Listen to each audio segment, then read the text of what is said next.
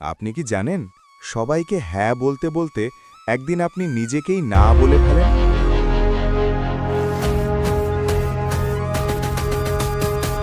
এই গল্পটা সেই মানুষদের জন্য যারা সবার জীবন ঠিক করতে গিয়ে নিজের জীবনটা ভেঙে ফেলছে। সবচেয়ে বিপজ্জনক মানুষ তারা নয় যারা আপনাকে কষ্ট দেয়।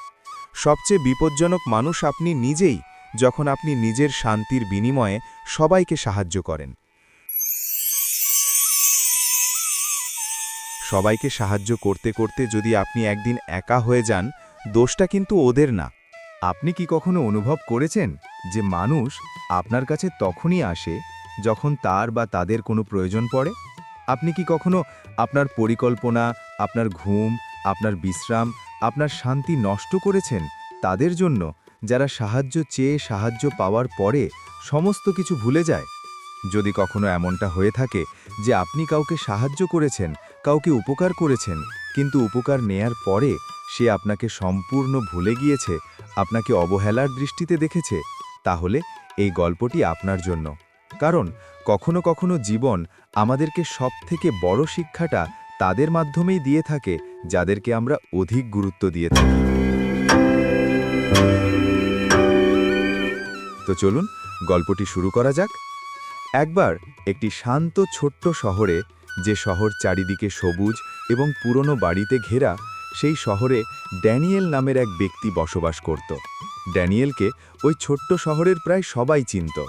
ওই শহরে কারোর যদি সাইকেলের চেন পড়ে যেত, তাহলে ড্যানিয়েলকে ডাকত। কারোর যদি কোনো বাক্স উঠানোর প্রয়োজন হতো, তাও ড্যানিয়েলকে ডাকত। যদি কোনো ব্যক্তি নিজেকে একা অনুভব করত, তাহলে সে ড্যানিয়েলের বাড়িতেই যেত। এবং ড্যানিয়েল কাউকে কখনোই না বলতো না। সে বলতো, যদি কখনো তোমার সাহায্যের প্রয়োজন পড়ে, যদি কখনো আপনার সাহায্যের প্রয়োজন পড়ে, তাহলে অবশ্যই আপনি আসবেন। সে মনে করত, যখন কোনো মানুষকে সাহায্য করে তখন সে অনেক ভালো মনের মানুষ হয় এবং সে অনেক প্রশংসা পায়। কিন্তু ধীরে ধীরে ড্যানিয়েলের অগোচরেই ড্যানিয়েল একটু একটু করে দুর্বল হতে থাকে। তার ঘর একটু একটু করে নষ্ট হতে থাকে।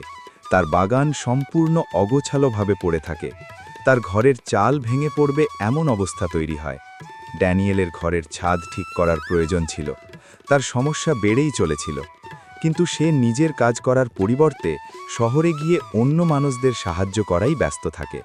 ড্যানিয়েল প্রত্যেকদিন রাত্রে ক্লান্ত, ঝিন্ন, ধুলবালি মাখা শরীর নিয়ে বাড়ি ফিরত। ড্যানিয়েলের মা একদিন তাকে জিজ্ঞাসা করল, ড্যানিয়েল, তুমি সকলকে সাহায্য করো, কিন্তু তোমাকে কেউ সাহায্য করে না কেন?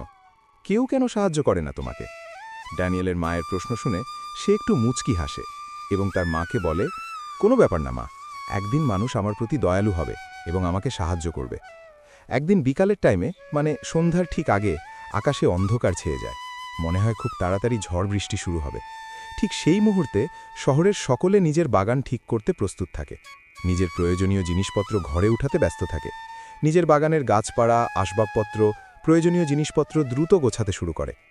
ড্যানিয়েলও তার ঘরের বাইরে বেরিয়ে আসে, কিন্তু সে নিজের জিনিসপত্র ঠিক করার জন্য নয়, বরং তার প্রতিবেশী বন্ধু অলিভারকে সাহায্য করতে যায়। অলিভারের ঘরের জিনিসপত্র বাইরে ছিল।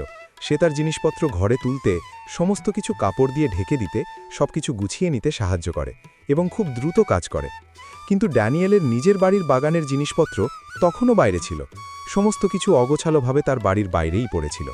আর তার মা যেহেতু অসুস্থ ছিল, সেই জন্য তার মাও এগুলো তুলতে পারেনি, এগুলো তুলে ভেতরে আনতে পারেনি। ড্যানিয়েল জানত তার মা অসুস্থ, তার মা কোনো কাজ করতে পারবে না, কিন্তু সে আগে তার প্রতিবেশী বন্ধুকে সাহায্য করতে গিয়েছিল। সে যখন বাড়িতে ফিরল, তখন অলরেডি প্রচণ্ড ঝড় বৃষ্টি শুরু হয়ে গিয়েছে। সে তার ঘরের সামনে সিঁড়িতে বসে বাগানের দিকে তাকিয়ে থাকে একভাবে। সেই বাগানের কথা মনে করে, যে বাগান একটা সময় খুব শান্ত ছিল, খুব সুন্দর ছিল। ড্যানিয়েলের মা পিছন থেকে আসে এবং দরজা খুলে ড্যানিয়েলকে বলে, ড্যানিয়েল, তুমি আজকে নিজের জিনিস বাদ দিয়ে সকলের জিনিস উঠাতে সাহায্য করেছ। এটা বলে ড্যানিয়েলের মা ড্যানিয়েলকে একটি তোয়ালি দিয়ে যায়। ড্যানিয়েল তার মায়ের প্রশ্নে কোনো উত্তর দিতে পারে না, কিন্তু সে প্রচণ্ড কষ্ট পায় এবং তার প্রচণ্ড মন ভাঙে। পরের দিন সকালে ড্যানিয়েল অত্যন্ত দুঃখ ভরা, দিকভ্রষ্ট, হতাশ মন নিয়ে তার প্রিয় শিক্ষকের কাছে যায়, যে শিক্ষক তাদের পার্শ্ববর্তী শহরের সবথেকে জ্ঞানী মানুষ এবং সবথেকে সম্মানীয় ব্যক্তি। ২-৩টি শহরের অনেকেই তানার কাছে পরামর্শ, উপদেশ নিতে আসে। ড্যানিয়েল তার শিক্ষকের কাছে যায় এবং দুজনেই তার বাড়ির পাশে একটি নদীর ধারে বিশ্রামাগারে বসে গল্প করে। ড্যানিয়েল বলে, স্যার, আমি বুঝে উঠতে পারছি না যে আমি ভুল কি করছি। আমি সকলকে সাহায্য করি, কিন্তু আমার নিজেরই মন থেকে খালি খালি অনুভব হয়। আমি ক্লান্ত হয়ে পড়ি মন থেকে, মানসিকভাবে। না, নিজের কাজের জন্য নয়, বরং মানুষের জন্য। আমার এমন কেন মনে হচ্ছে যে আমার দয়ালু স্বভাব আমাকে আস্তে আস্তে ধ্বংস করছে? ড্যানিয়েলের শিক্ষক ড্যানিয়েলকে বলে, এই নদীর দিকে একবার দেখো। এই নদী কিন্তু কত মানুষ, কত পশু পাখি, কত ক্ষেত, কত গাছ, গাছালিকে পানি দেয়। কিন্তু যখন অনেক বেশি বৃষ্টি হয় এবং নদী তার নিজের রাস্তা ভুলে যায়, তখন কি হয়? ড্যানিয়েল একটু ভাবল এবং বলল, তখন তো বন্যা হয়ে যায় এবং বন্যা তো সবকিছু নষ্ট করে দেয়। ড্যানিয়েলের শিক্ষক বলে, হ্যাঁ, ঠিক এমনটাই হয়। দয়ালু হওয়ারও একটা সীমা থাকা প্রয়োজন। সীমাহীন দয়ালু স্বভাব অনেক সময় নিজের ধ্বংসের কারণ হয়ে ওঠে। তুমি দয়ালু ড্যানিয়েল, কিন্তু তোমার কোনো সীমা নেই। তুমি সব জায়গায় সকলকে সাহায্য করতে পৌঁছে যাও, কাউকে কখনোই না বলো না। তুমি সকলের জন্য সময় পাও, কিন্তু নিজের জন্য সময় পাও না। তুমি মনে করো যে না বলা মনে হয় অপরাধ, কিন্তু কখনো কখনো না বলা নিজেকে দেখভাল করার সবথেকে ঈমানদার পদ্ধতি। ড্যানিয়েল তার শিক্ষকের কথাগুলো মন দিয়ে শুনছিল। ড্যানিয়েলের শিক্ষক আরও বলে যে আগামী 7 দিন তুমি একটু অন্যভাবে চলো। যখন কেউ তোমার কাছে সাহায্য চাইতে আসবে, তখন তুমি সঙ্গে সঙ্গে কিছু করো না। আগে নিজেকে প্রশ্ন করো যে তাকে সাহায্য করলে তোমার কি কোনো ক্ষতি হবে? আমি কি আমার প্রয়োজনীয় সময়, আমার শান্তি নষ্ট করে তাকে সাহায্য করতে যাচ্ছি? যদি উত্তরে হ্যাঁ আসে, তাহলে তাকে না বলে দাও এবং না বলার সময় নম্রতা বজায় রেখো। ড্যানিয়েল, তোমার অপছন্দনীয় কাজগুলোকে না বলতে হবে। এটাকে আগামী 7 দিনের জন্য নিজের জীবনে প্রয়োগ করো এবং দেখো কি হয়। পরের দিন সকালে ড্যানিয়েল নিজেকে একটু আলাদা অনুভব করে। সকাল সকাল অলিভার, তার বন্ধু, তার কাছে চলে আসে এবং ড্যানিয়েলকে বলে, ড্যানিয়েল, আমাকে একটা বাক্স ওঠাতে সাহায্য করতে হবে। ড্যানিয়েল তার বাগানের দিকে তাকায়, যে বাগান পুরো অগোছালো, সেটাকে ঠিক করার প্রয়োজন আছে।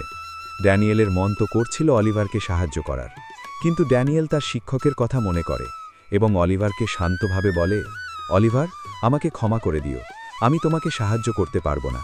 আজ একটু আমি আমার বাগানটাকে ঠিক করতে চাই। আমি অন্য টাইমে তোমাকে সাহায্য করব, কিন্তু আজ পারবো না, আমাকে ক্ষমা করো। অলিভার অবাক দৃষ্টিতে ড্যানিয়েলের দিকে দেখে এবং ড্যানিয়েলকে বলে যে ড্যানিয়েল, তুমি তো না বলো না, কিন্তু আজ কেন না বলছো? ড্যানিয়েল কোনো কথা বলে না, শুধুমাত্র নিজের মাথা নাড়ায়। এরপর অলিভার চলে যায় এবং ড্যানিয়েল নিজেকে একটু অপরাধী অপরাধী অনুভব করে।